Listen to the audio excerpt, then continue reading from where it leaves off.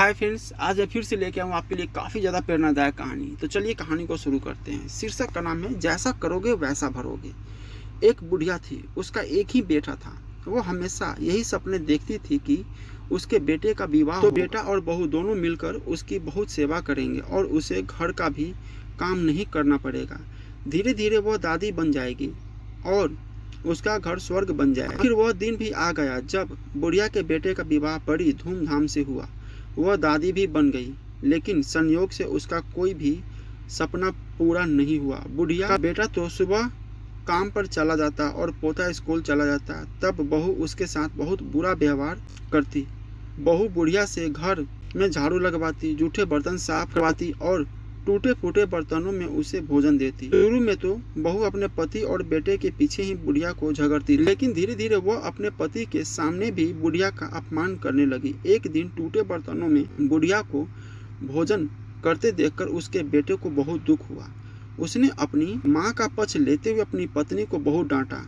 पति पत्नी दोनों में बहुत कहासुनी हो गई। धीरे धीरे बुढ़िया के बेटे ने भी पत्नी का विरोध करना छोड़ दिया। धीरे धीरे पोता बड़ा होने लगा तो वह अपनी माँ का विरोध करने लगा। वह अपनी दादी से बहुत ज़्यादा प्यार करता था। अपनी दादी पर माँ द्वारा किए गए अत्याचारों को देखकर उसे बहुत दुख होता था। उसे अपनी दादी से हमदर्दी और सहानुभूति थी। अपनी माँ के डर से वह दादी की कुछ भी मदद नहीं करता था। धीरे धीरे पोता बड़ा हो गया और उसका विवाह भी हो गया। पोते की नई बहू छिप छिप कर अपनी दादी सास पर होते अत्याचारों को चुपचाप देखती रहती थी, लेकिन पुतोहू को बुढ़ापे में दादी सास से काम करवाना जरा भी अच्छा नहीं लगता था। जब कभी पुतोहू बुढ़िया की काम करने में मदद करती तो उसकी सास उसे खूब डांटती। पुतोहू जब कभी दादी सास को रोते हुए देखती तो उसे बहुत दुख होता था। एक बार बुढ़िया बीमार पड़ गई और परलोक सिधार गई। अब बुढ़िया की बहू पुतोहू से ही घर का सारा काम करती और उसके साथ अभद्र व्यवहार करती। जब पुतोहू ने देखा कि उसकी सास दादी सास की तरह ही उस पर भी अत्याचार कर रही है तो उसने बदला लेने की ठान ली।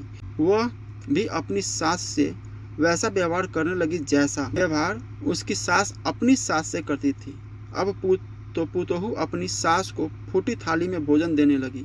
यह देखकर उसके पति और ससुर ने बहुत विरोध किया। पुतोहू ने अपने ससुर और पति से कहा, मेरी दादी सास जितनी मेहनती और सीधी थी, जब माताजी उन्हें फूटी थाली में भोजन देती थी तब तुम कुछ क्यों नहीं बोले? उन पर होने वाले अत्याचारों को तुम दोनों चुपचाप देखते रहे।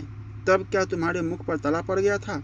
यदि किसी ने माताजी की पैरवी की तो मुझसे बुरा कोई नहीं होगा। पुतोहू की बातें सुनकर उसका पति और ससुर कुछ नहीं बोले। उन्होंने भी उसका विरोध करना छोड़ दिया।